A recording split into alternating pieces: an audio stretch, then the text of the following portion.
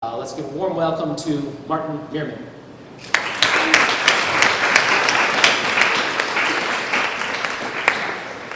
Well, welcome to the evening. And actually, I'm a returning speaker in two ways. The one was the returning to the Nerd Night from a year ago. The other one is, I used to be tour guide at this place in 1983. And if you remember, this was built for the Expo, which was in 1986. And of course, this building didn't exist in 1983. It was downtown on Granville Street. It was called the Art Sciences and Technology Center. Has anybody been there? Was anybody alive in there? You were, yes. Right. So anyway, so that's a giveaway. I was this young. I was hitchhiking around. I'm from Holland. I'm from Europe, and I was just there and doing things, and I fixed a couple of the exhibits that had been broken for a while, and I fixed one of their computers. And then they said, "Oh, we need somebody to show people around this afternoon if you've got some time." So I did that. Nowadays, I hear there's training involved, and you've got to know what you're doing and be nerded in by the experts and everything. I don't do that kind of stuff. Similarly, with what I am talking about here, I'm not going to talk about my satellites. That's my day job. You know, who wants to hear about that? If I click this button,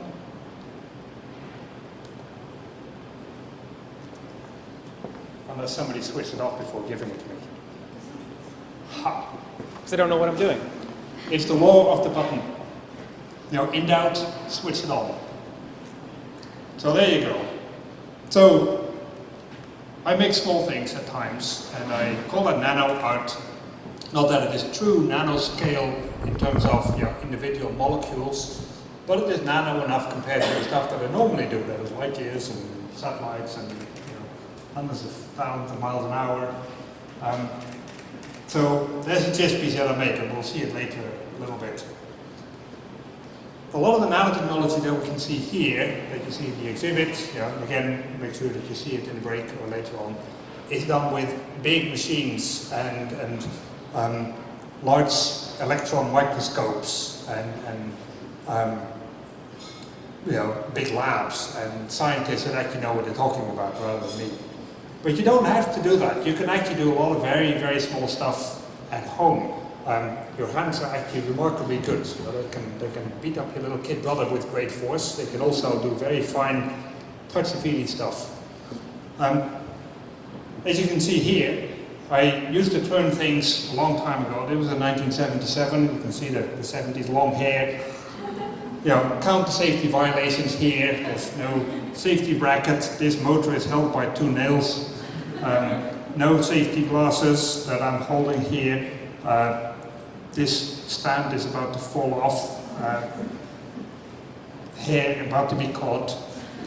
So anyway, none of that is good, but I'm still alive, so obviously it was safe. My dad's cut in their seatbelts either. So. One other thing I do is, with the woodworking, generally, make furniture, right? So this is just a good little some bedroom furniture that I made. Of course, what you have to do with bedroom furniture is no good without a house to go in, right? So there you can see the entire house that I went in. Now, this is obviously not a full-sized house. It's obviously a dollhouse. How big is a dollhouse? Anybody has a dollhouse here? Anybody used to have a dollhouse? There you go, see, that's the man, My sister had one. Well, your sister had one. Anyway, this one is slightly smaller. Right? So, the nice thing about one of these is that you can just bring it along, and your sister's dollhouse. And I know people that do big dollhouses, and they say, yeah, I've got 3, and going to move to a bigger house now, or have to sell one because it just takes up half the room. These do not take up a lot of room. You can take your hobby with you. That is very nice. You can take your hobby anywhere. One of the cool things with small things, of course, you can go as absolutely small as you like in furniture. This is a wooden chair from Rideau Hall. Anybody been in Rideau Hall in Ottawa? There's people. Do you remember the Canadian room? Or the Pauline Vanier room, they call it. So that's very people grinning. I brought it along. The lady who is in the lady who's in charge of all the government households kindly went around with a tape measure and measured the room up for me and sent me some pictures. And then I built my own version of it. Later you see some pictures here. But the nice thing is that you can build your own world and look at things without having to travel to Ottawa or without having to go into a museum. I mean, it's nice to go here, but if you can do it in your own garage, then you can make things much smaller. That chair is actually in here, because actually, again, it's a fairly small chair, and it's all a sense of scale. That is my finger, you recognize it? You can look at the pattern, you know, and find out that actually, you know, I did that bank heist the other day. Got to fund it somehow. So this here, similarly to that furniture set, is scale 1 to 144. And they call a dollhouse for dollhouse. A dollhouse is typically 1/12, 1 inch to the foot. So this is then 1/12 again, which is about 2 billionths of the volume. So there you go, that's pretty much nano in my book. But it's not that nano, right? So what I was actually talking about was the picture next to it. Anybody notice that there? That's a wooden mallet that I made. Over there. Now the picture isn't very clear, because unlike some of the big government labs, I haven't got an electron microscope, I just have my camera and I stick another lens on it to see if I can make a small picture. So, how big is that thing and what is it actually sitting on? I don't know if anybody has recognized it. So, the handle is about 1/1000th of an inch. Some people call it a mil. It's in the order of 20 microns. Now the interesting thing about 20 microns is that I once, not so long ago, heard a talk about wood safety, and somebody was talking about wood dust, and wood dust breathing it in and whatever, and they have dust particles and from sawing and turning and filing and sanding, and they said, oh well, you know, you get the absolute smallest particles, you know, below 50 microns. You know, the ones that you can't really filter so well, and you breathe them in and everything, is below 50 microns. Oh God, you know, I turned down 20 microns. I have many of these on the floor in my workshop. And I never look for them. Because once they fall down to the ground, they can fall on my bench, and I do not bother looking for them. Because, you know, they are gone. They are so tiny. Sadly, and this one is not too detailed, but when it's a detailed piece and it disappears, then I used to go and look for them because I just spent half an hour making something, but I realized that it'll take me more than half an hour finding it. And then the saddest part is then at the end of the day when I then have to take a brush and kind of clean up, and I realize that in a handful of dust there's some chess pieces, some mallets, spinning tops, but you know, in the bin it goes. Anyway, what are they sitting on? What is this? US penny. Not a Canadian penny. We haven't got pennies anymore in this country. You have to borrow them from down south here, they still do. Has anybody ever looked right in the middle of a US penny? Right between those two center columns, there's Lincoln. There's actually a little statue of Lincoln. Not overly big. Now, if you zoom out on that, you can put very small things on it to give a scale. Right? So that's how big that thing is. So imagine that you hold a penny. And now I've had people ask me, they say, oh, that penny that you use for your picture, how big is that penny? It's like, it's a penny. Yeah, how big is it? You know, it's a penny. It's legal tender in the US. You know, you find them sometimes here in your change. No. Yes, you know, that's how big it is. So imagine a penny, and imagine those little things on the back, you know, and then imagine that somewhere there is a step that you can't otherwise see. So that's how big they are. That's another small one I made. That's a little spinning top. The shaft here again is about as thick, it's about 20 microns. It's about as big as, or as small as I can get in ebony. Ebony is what I use for this really small turning, and that's the only wood that I can get this tiny in. And even then, sometimes I turn some things and I was just in a little void between a couple of the wood cells. and it just falls apart, and then you have to take another piece of wood. Luckily, the cost of ebony is not too high for me. I have a little block of ebony, and I cut about a matchstick sized out of it, and I weigh 99% of that, and I end up with my little spinning top. Other people, when they build a chair out of ebony, will have to go and get half the world's production just to get one chair. So luckily, the good thing is, I get that. Now, again, what do you think it's sitting on? That's kitchen paper. That's a kitchen towel. That's how I have to catch them when they come off. So, just zooming back in, zoom back out to get a little bit around, I put something next to it for scale.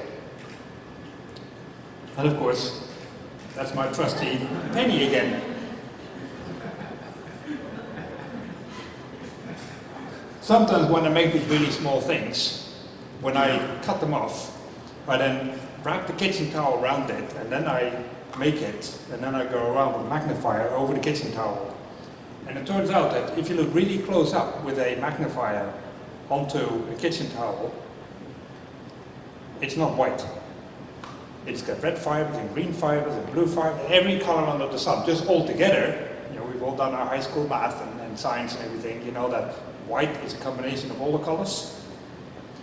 Indeed, that has all the colors. And then somewhere in there, you sometimes find a little speck. And I've had times that I look all over the thing and I can't find the bit I've just made. And I know it's there, it's captured. I had the towel wrapped all the way around it. It cannot have flown off or floated off into the air, which sometimes it will. And then you're just thinking like, okay, it has to be here. I made it here. It came into being inside this towel. Where could it have gone? And you're thinking like, okay, was there anything in here that is now no longer in here? And it's like, my scalpel.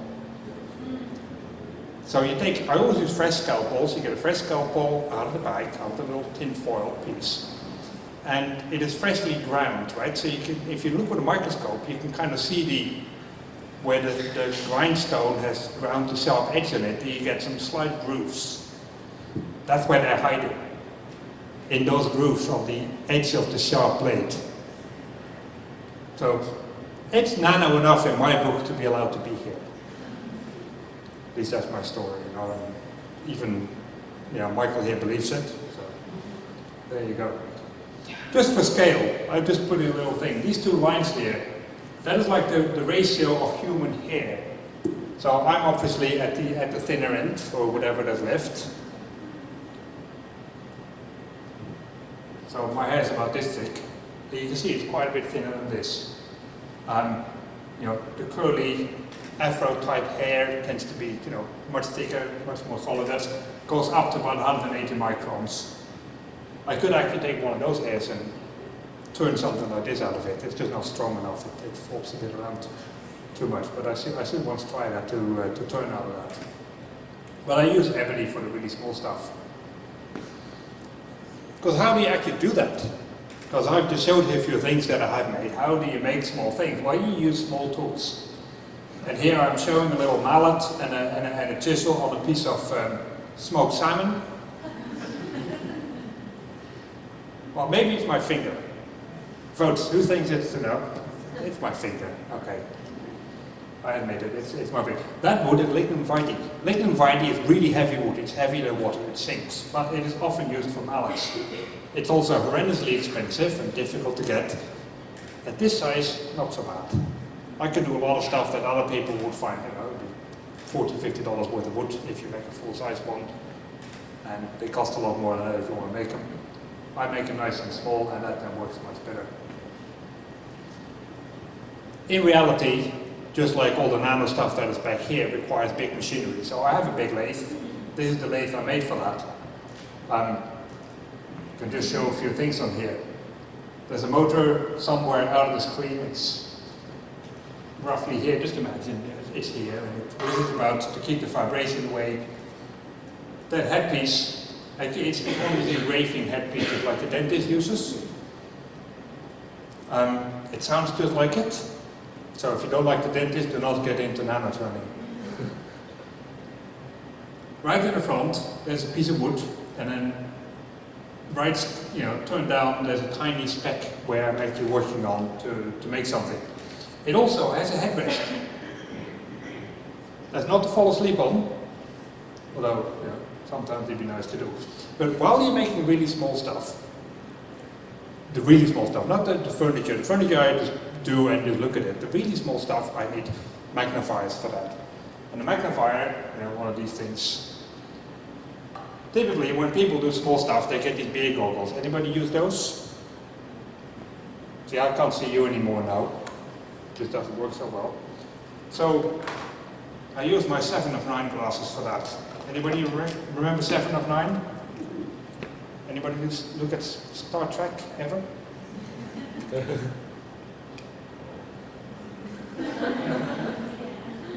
These are X-ray glasses.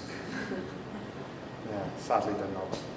They focus about here. So if I go about like that, my finger is in focus, and I can see all the lines in my finger.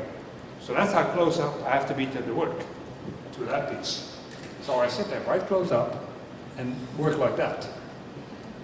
And if you sit there, and it takes 20 minutes to make a small piece, or an hour to make a chess piece, then you start to move around a little bit. And as you move around, of course, everything goes like that. And that doesn't work so well. So, with the headrest, I put my head on there, and then I can move around until I'm just in focus, and then sit there. It's very relaxing to sit there for a long time. The only thing to not do ever is to do some heavy lifting beforehand. Don't go gardening beforehand. If you lift a few heavy things, then you want to wait half an hour first to kind of get the feeling back in your fingers to move these very small amounts. Because the actual turning, you have to move tools very, very small. And when I say tools, I sometimes use big tools that I make out of screwdrivers, and you just grind them to a little shape to get a sharp edge. And any piece of metal that you hold against a piece of wood that small will take wood away. So you just take like scalpels and then grind them into shapes to get more detail into it.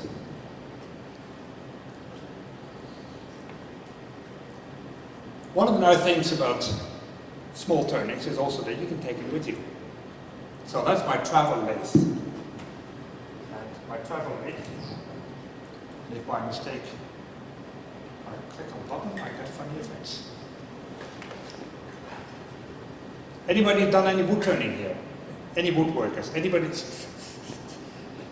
Why are you not doing this talk? Mike, we have the next speaker. This gentleman, I don't know what he's going to talk about, but he knows everything. So, excellent. Most wood lathes are like this big, right?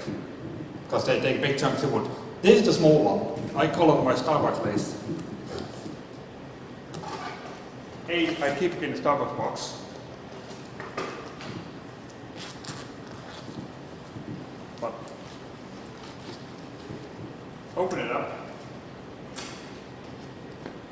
And it's got a little built-in clamp that I unscrew. I can screw it onto the table. It comes with some built-in wood that I can turn with a little file to shape things. I clamp it to the table, and the motor in here is actually from an old printer. It's from an old printer. That makes it very nice and quiet. And then the nice thing is that the power it needs is typically the same plug as what comes out of your computer. Now, I'm not going to unplug this computer. I'm not going to unplug this computer here because I don't know what happens to that. So I just brought another spare power supply along here. And my beautiful assistant here is going to take this and plug it into the back of that. Now we have power. Where's your bikini? That's good. Somebody. So now we plug it in. Have you ever heard of a normal wood lathe? See, very close up. So it's very nice and quiet. So you can use it at Starbucks while waiting for your latte. And then I will screw this to the table. And I'll just unplug my laptop. And the laptop will run for half an hour without being plugged in on the battery. And I can just sit here and make a little honey dipper, which I will then give to the barista. And the barista will realize that it's absolutely useless to have a honey dipper that is only the size of a cocktail stick. But their little niece, who's got a dollhouse, loves it, and therefore I get discounts on my coffee. At least that's my story, and one day it's going to work. But, you know, anybody who likes going camping or hiking, or, you know, as long as you stop off at a Starbucks halfway, you can do your miniatures turning wherever you need it. And you don't have to bring your entire toolbox along, because it all fits in here. And as I switch it off, and that's how I got little bits of detail into it. I won't go into too much detail here. I'll just show a few other things that I've made over the years. Of course, one other thing is that one of the things I do is always try to get smaller. So the lathe can also get smaller. That's also a lathe. I think I have a picture of it here. There's a picture, and here's the real one. That's always more special if you can see the real one.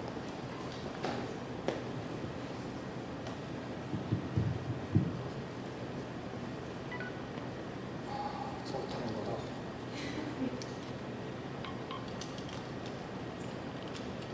So if you want to be my full-time assistant, you better untangle your thing before.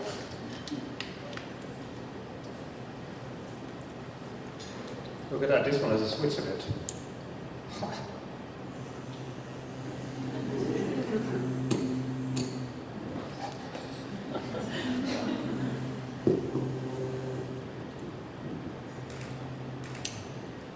The motor in here is from an old little point and shoot camera. It's got a tiny little motor in it. You know, if you switch camera on, it goes and the lens comes out. That runs at 1.5 volts. Well, that's the motor that I put in this piece of wood here.